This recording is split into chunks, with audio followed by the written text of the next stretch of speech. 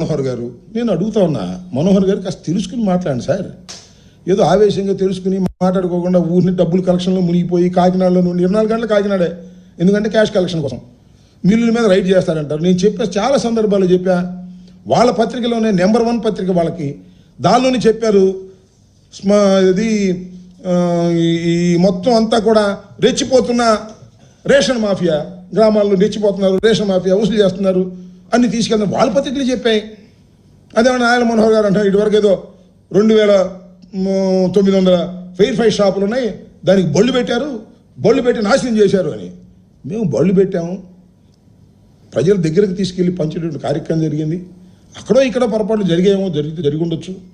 మొత్తం అంతా PDS rice అంతా మేమే దగ్గరుండి పంపించేసినట్టుగా మాట్లాడుతున్నారు. ఇవాళ మీరు పంపిస్తున్నారు దగ్గరుండి.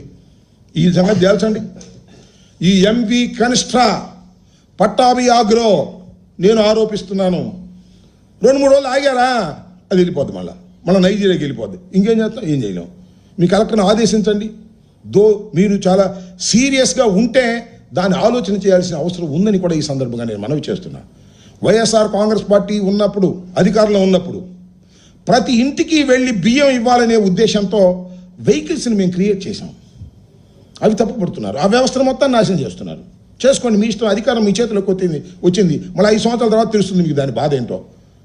దానికి మానిటరింగ్ పెట్టి మేము ప్రతి బండిని కూడా పంపించి సకాలంలో పేద ప్రజానీకానికి 2 రూపాయల కిలో బియ్యం అందాలనేటువంటి ఉద్దేశంతో పంపించాం. మిస్యూజ్ జరిగితే ఎక్కడైనా దాని మీద యాక్షన్ తీసుకున్నటువంటి సందర్భాలు ఉన్నాయి తప్ప, ఇలా బాగా కుమ్మక్కైపోయి ఇవాళ మొత్తం కుమ్మక్కైపోయారు. జనసేనకు సంబంధించిన వారందరూ కూడా నేను పౌర సరఫరాల శాఖలో ఉన్నారు. మంత్రి గారు, చైర్మన్ గారు, అక్కడ Kakinada rural MLA, Kakinada parliament MLA, MP అందరూ కుమ్మక్కైపోయి ఎత్తేస్తున్నారు, మొత్తాన్ని వసూలు చేస్తున్నారు. నాకు అర్థమైంది ఏంటంటే, మన నాదెళ్ల మనోహర్ గారికి పవన్ కళ్యాణ్ గారిని తీసుకెళ్ళిన తర్వాత కమిషన్ రేటు పెరిగిందంట. అమ్మో, పవన్ కళ్యాణ్ గారు వచ్చారు, కుదరదు, కమిషన్ పోయినసారి 8 ఇచ్చారు, ఇప్పుడు ఇవ్వడానికి నీకు ఎక్కువ ఇవ్వమంటున్నారంట. ఈ వసూలు చేసుకునే కార్యక్రమం ఏంది స్వామి, నాకు అర్థం కాల. ఓడిపోయినటువంటి ప్రభుత్వాన్ని, కేవలం 11 సీట్లు వచ్చినాయని మీరు పదే చెబుతున్న ప్రభుత్వాన్ని, జగన్మోహన్ రెడ్డి గారి ప్రభుత్వాన్ని మీరు చూస్తారేంటి, మీరు తిడతారేంటి, మీరు విమర్శిస్తారేంటి? అధికారంలోకి వచ్చిన తర్వాత మీకు సిగ్గు అనిపించట్లేదా? తప్పు కదా ఇది. మీ ప్రతాపం ఏం చేశారో పట్టుకుని, మీరు పట్టుకుంటే బ్రహ్మాండంగా శభాష్. మేము 2 లారీలు సీజ్ చేశాం, ఎక్కడ కాకినాడ పోర్టులోకి ప్రవేశిస్తుండగా మా పౌర సరఫరాల శాఖ దాన్ని ఏమంటారు, చెక్ పోస్ట్లో పట్టేసుకున్నాం అని చెప్పి ఒక ఫోటో దిగండి.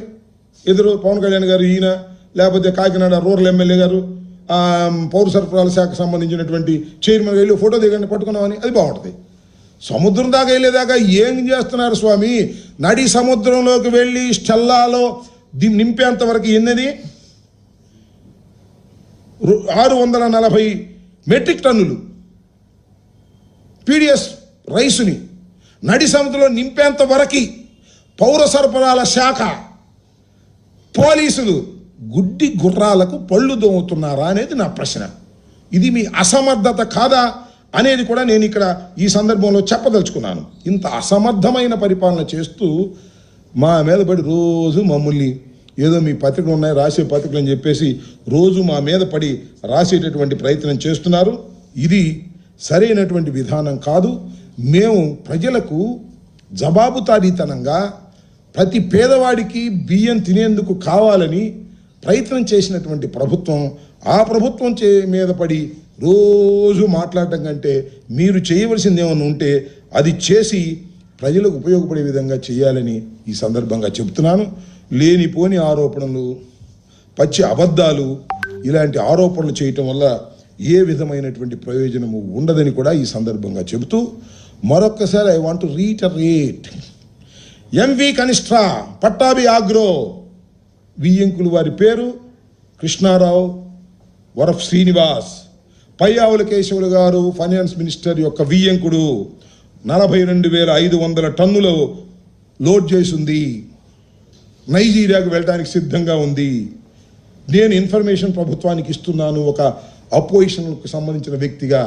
పట్టుకుంటారా, పారిపోతారా, లేక బుకాయిస్తారా, గొప్పవాళ్ళు అనిపిస్తారా? లేకపోతే నేను చెప్పాను కదా అని చెప్పి ఆయన దగ్గరికి వెళ్ళి క్యాష్ కొట్టేస్తారా? ఆలోచించుకోమని ఈ సందర్భంగా మీ ద్వారా వారికి చెప్పదలుచుకున్నాను. ఇంకా ఎనీ క్వశ్చన్స్? ఓకే.